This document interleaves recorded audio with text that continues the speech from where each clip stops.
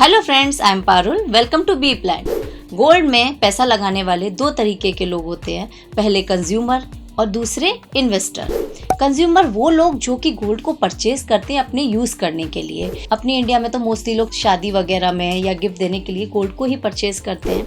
या इन्वेस्टर वो लोग जो गोल्ड को परचेज करते हैं एक इन्वेस्टमेंट के फॉर्म पे। तो आज मैं आपको ये डिस्कस करने वाली हूँ कि गोल्ड में ऐसा कौन सा बेस्ट इन्वेस्टमेंट ऑप्शन है जिसमें कि आप इन्वेस्ट करके बिना रिस्क के अच्छा खासा आप इन्वेस्टमेंट क्रिएट कर सकते हैं, अच्छा खासा आप रिटर्न क्रिएट कर सकते हैं। अगर आपको ये मेरा वीडियो पसंद आता है तो इस वीडियो को लाइक कीजिए, शेयर कीजिए, इस चैनल को सब्सक्राइब कीजिए और इस बेल आइकन को जरूर प्रेस कीजिए। गोल्ड के इन्वेस्टमेंट के बारे में हम बात कर रहे थे। गोल्ड में जो कंज्यूमर्स होते हैं वो कुछ जो लोग अभी परचेज करते हैं, और कुछ लोग तो ऐसे होते हैं अपने इंडिया में जो लोग अपने बच्चे की शादी के लिए पहले से ही गोल्ड परचेज करके रख लेते हैं। उनको लगता है कि 5 साल बाद या 10 साल बाद उनको शादी करनी है तो उनको गोल्ड की ज़रूरत होगी, तो वो गोल्ड को परचेज करके रख लेते हैं कि अभी उनके पास पैसा है तो उन्होंने परचेज करके रख लिया। फ्यूचर में जब उनको ज़रूरत है तो वो उसको यूज़ करते हैं, लेकिन वो उसमें होने वाले लॉसेस को नहीं देखते। सपोज 8-10 साल पहले कोई ज्वेलरी परचेज कर रहे हैं तो ऑब्वियसली आप अभी के अकॉर्डिंग ले रहे हैं, तो अभी की डिज़ाइन और 10 साल के बाद की या 5 साल के बाद की डिज़ाइन में बहुत फ़र्क होता है। सेकेंड थिंग, आप उसको रखेंगे तो उसकी सेफ्टी का इशू, आप उसको लॉकर में रखेंगे तो वहाँ आप उसको एक्स्ट्रा चार्ज पे करेंगे। थर्ड थिंग, सपोज आपने जब 10 साल बाद 5 साल बाद जब आपको ज़रूरत पड़ी आपने उसको निकाला तो या तो उसकी डिज़ाइन आउटडेटेड हो गई होगी तो आपको डिज़ाइन चेंज करानी पड़ेगी, या फिर आप आउटडेटेड डिज़ाइन ही यूज़ करेंगे, या फिर आप उसको फिर पॉलिश कराएंगे कि भाई नया दिखे। तो वो इतने खर्चे आपके हो जाते हैं कि जिससे आपको अंदाज़ा ही नहीं लगता कि आपने ये सही इन्वेस्टमेंट किया या नहीं किया। आप खुद अगर कैलकुलेट करेंगे तो आपको अंदाज़ा लगेगा कि आपने पहले परचेज तो कर लिया गोल्ड कम कॉस्ट पे, लेकिन बाद में आपने उसको एक्स्ट्रा अमाउंट और दिया तो वो उनको गोल्ड डबल कॉस्ट का पड़ जाता है। तो इसके लिए आज मैं आपके लिए एक गोल्ड इन्वेस्टमेंट का एक अच्छा ऑप्शन लेकर आई हूँ जिसको हम बोलते हैं sovereign gold bond. Sovereign gold bond एक बॉन्ड है जो कि आप गोल्ड की कॉस्ट पे परचेज करते हैं। जो भी आज गोल्ड की कॉस्ट चल रही है आप उसके अकॉर्डिंग परचेज करते हैं, और जब आप सेल करेंगे वो भी आपके गोल्ड की कॉस्ट के अकॉर्डिंग ही आप उसको सेल करेंगे। अब सोवेरियन गोल्ड बॉन्ड कैसे बेनिफिशियल है, कैसे प्योर है, कैसे सेफ है, इसके बारे में हम आज बात करेंगे। सोवेरियन गोल्ड बॉन्ड को हम SGB बोल सकते हैं।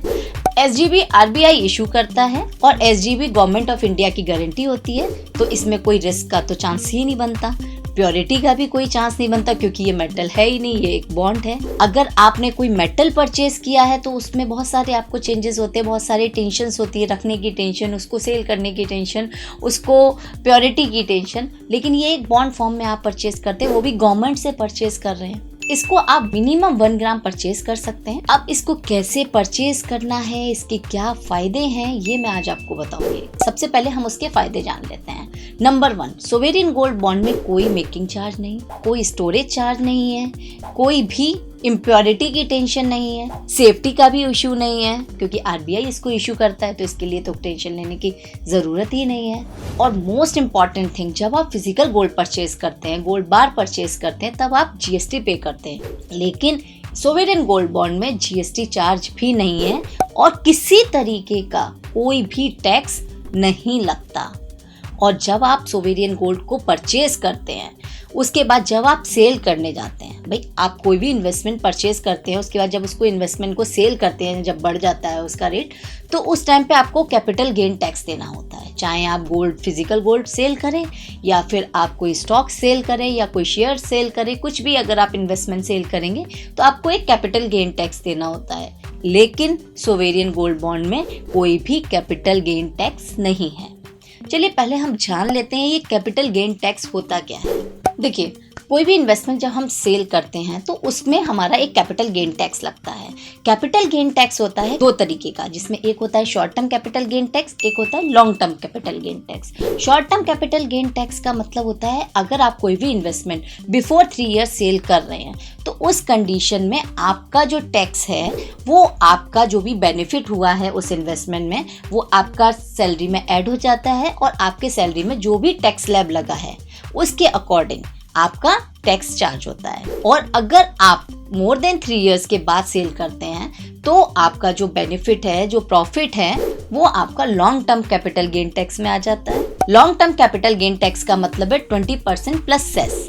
अब 20% प्लस सेस से मतलब है कि आपको इसको कैलकुलेट करने के लिए हमें इंडेक्सेशन बेनिफिट मिल जाता है। इंडेक्सेशन बेनिफिट का मतलब होता है कि आपने जो भी बेनिफिट किया है, जैसे सपोज आपने आफ्टर 3 इयर्स या 4 इयर्स जो भी आपको बेनिफिट हुआ है, तो उस बेनिफिट में से पहले आपका इन्फ्लेशन माइनस करते हैं। जैसे सपोज आपने कोई चीज 5 रुपए की ली थी और आपने 10 रुपए की सेल की, तो 10 रुपए की सेल में आपको 5 रुपए का बेनिफिट हुआ। उस 5 रुपए के बेनिफिट पे आपको टैक्स नहीं लगेगा। वो ये देखेंगे कि इन्फ्लेशन कितना बढ़ा है। भाई 5 से 10 का बेनिफिट हुआ, इन्फ्लेशन में भी तो चेंजेस आए होंगे। अगर इन्फ्लेशन सपोज 6 हुआ है तो आपका 6 हुआ है, तो आपका 5 में से 1 माइनस करके आपका 4 पे आपका टैक्स लगेगा। तो इसे हम बोलते हैं इंडेक्सेशन बेनिफिट। जितना भी इन्फ्लेशन हुआ है उसको माइनस करके जो प्रॉफिट बचा है उस पर आपका टैक्स लगता है। लेकिन सोवेरियन गोल्ड बॉन्ड में कोई भी कैपिटल गेन टैक्स नहीं है। आप जब भी सेल करेंगे तब आपके प्रॉफिट पर कोई भी टैक्स नहीं लगेगा। आप जितने सालों तक सोवेरियन गोल्ड बॉन्ड अपने पास रखेंगे, गवर्नमेंट आपको 2.5% के अकॉर्डिंग एवरी ईयर आपको इंटरेस्ट देगी। इस इंटरेस्ट पे आपका टैक्स लगेगा, लेकिन प्रॉफिट पर कोई भी टैक्स नहीं लगेगा। जैसे सपोज 5 साल तक या 8 साल तक आपने अपना ये सोवेरियन गोल्ड बॉन्ड रखा, तो एवरी ईयर आपके अकाउंट में आपके गोल्ड का जितना भी चार्ज है, सपोज आपने 1 लाख का लिया या 2 लाख का लिया, उसका 2.5% इंटरेस्ट आपको एवरी ईयर मिलेगा। सेकेंड थिंग, उस 2.5% पे जो भी आपकी सैलरी है उस टैक्स स्लैब के अकॉर्डिंग टैक्स लगेगा। लेकिन आपने अगर 50,000 का गोल्ड लिया है और आपने जब सेल किया वो 1 लाख का हुआ, तो जो 50,000 का बेनिफिट हुआ उस पर कोई भी कैपिटल गेन टैक्स नहीं लगेगा। आप सोवेरियन गोल्ड बॉन्ड के अगेंस्ट लोन भी ले सकते हैं। इसमें आप अगर इन्वेस्ट करते हैं तो आपको कोई भी जीएसटी नहीं देनी पड़ती, कोई टैक्स नहीं देना पड़ता। इसके अलावा आपको 2.5% एवरी ईयर गवर्नमेंट की तरफ से मिलता है। तो इस तरीके से अगर हम कैलकुलेट करें तो आपको बेनिफिट अच्छा हो जाता है। अगर हम पिछले आंकड़ों को देखें तो गोल्ड की कॉस्ट हमेशा बढ़ती ही गई है, कभी भी कम नहीं हुई है। तो इस फॉर्म में अगर हम देखें तो रिस्क के फैक्टर बहुत कम है और आपके बेनिफिट के फैक्टर बहुत ज्यादा है। सोवेरियन गोल्ड बॉन्ड को आप ऑनलाइन भी परचेज कर सकते हैं, डीमेट अकाउंट के थ्रू भी परचेज कर सकते हैं, और सोवेरियन गोल्ड बॉन्ड को एक्सचेंज पे भी ट्रेड किया जा सकता है। अब सोवेरियन गोल्ड बॉन्ड खरीदते कैसे हैं, कैसे उसको सेल करना होता है, या कोई भी इन्वेस्टमेंट होता है तो उसकी थोड़ी बहुत तो लिमिटेशंस भी होती हैं। तो इसकी क्या लिमिटेशंस हैं और हमको कैसे परचेज करना चाहिए। देखिए, सोवेरियन गोल्ड बॉन्ड आरबीआई द्वारा इशू किया जाता है। ये साल में 6 बार इशू किया जाता है। इसकी कुछ फिक्स डेट होती हैं, जो डेट्स मैं आपको डिस्क्रिप्शन बॉक्स में लिंक में आपको मैं दे दूंगी। आप उन डेट्स पे जाके सोवेरियन गोल्ड बॉन्ड को परचेज कर सकते हैं। जुलाई में भी इसकी एक सीरीज ओपन हो रही है, आप उसमें भी परचेज कर सकते हैं। आप जो आरबीआई के द्वारा डेट दी गई है आप उन्हीं डेट पे जाके परचेज कर सकते हैं। इसके अलावा आप परचेज नहीं कर सकते। इसका लॉक इन पीरियड 5 ईयर होता है। आफ्टर 5 इयर्स आप उसको कभी भी सेल कर सकते हैं। 5 इयर्स का 6 इयर्स, 7 इयर्स, 8 इयर्स कभी भी आप सेल कर सकते हैं। इसका मैच्योरिटी पीरियड 8 इयर्स होता है। अब आपको लग रहा होगा कि मुझे तो डेट के अकॉर्डिंग ही लेना है, आरबीआई को आफ्टर 8 इयर्स पे सेल करना है। सपोज मुझे 5 साल से पहले सेल करना पड़ा तो मैं क्या करूंगा या करूंगी। उसके लिए दूसरा ऑप्शन है, अगर आपने इसको डीमेट अकाउंट से परचेज किया है या अगर आपने इसको डीमेट अकाउंट से लिंक किया है तो आप डीमेट अकाउंट पे जाके आप इसको सेल कर सकते हैं।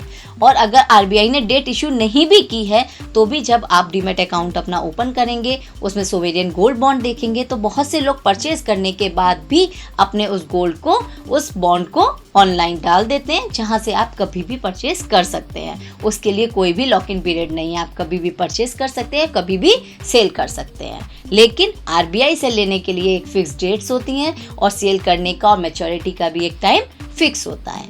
अब आपको इसको परचेज कैसे करना है या कोई लिमिटेशन है या नहीं, वो भी हम आगे जान लेते हैं। सोवेरियन गोल्ड बॉन्ड को कोई भी एक मिनिमम 1 ग्राम और मैक्सिमम 4 kg तक परचेज कर सकता है। ये आरबीआई के द्वारा स्पेशल सीरीज होती है, उसके अकॉर्डिंग ये डिसाइड होता है कि कब ये सोवेरियन गोल्ड बॉन्ड आएगा। इसकी लिमिटेशंस, भाई आपको अगर इतना बेनिफिट है तो 1-2 लिमिटेशंस भी होंगी। तो लिमिटेशंस ये हैं कि सोवेरियन गोल्ड बॉन्ड का लॉक इन पीरियड 5 साल का होता है, आप उससे पहले सेल नहीं कर सकते। सेकेंड थिंग, अगर आप 5 साल से पहले सेल करते हैं तो उस पर कैपिटल गेन टैक्स लग जाता है।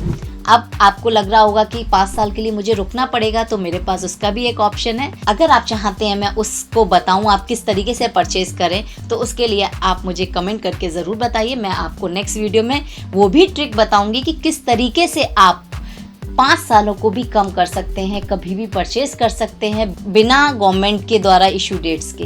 तो आप मुझे कमेंट बॉक्स में कमेंट करके भी पूछ सकते हैं। अब बहुत से लोगों को लग रहा होगा कि इसको हम कहाँ जाके परचेज करें। तो अगर आप इसको परचेज करना चाहते हैं तो आप इसको ऑनलाइन डीमेट अकाउंट के थ्रू भी परचेज कर सकते हैं। आप किसी भी कॉमर्शियल बैंक से परचेज कर सकते हैं, पोस्ट ऑफिस से परचेज कर सकते हैं, stock holding corporation India limited से भी अप्लाई कर सकते हैं, स्टॉक ब्रोकर्स के थ्रू भी आप परचेज कर सकते हैं, ज़ीरोधा है, ग्रो ऐप है, बहुत सारे ऐसे डीमेट अकाउंट्स हैं, आप उस पर जाकर भी परचेज कर सकते हैं।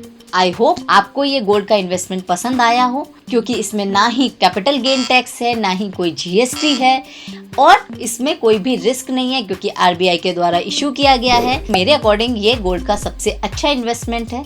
अगर आपको भी लगता है ये गोल्ड का सबसे अच्छा इन्वेस्टमेंट है तो कमेंट करके ज़रूर बताइए।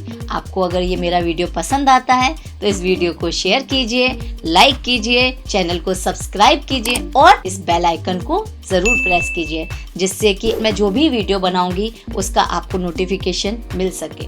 Thank you.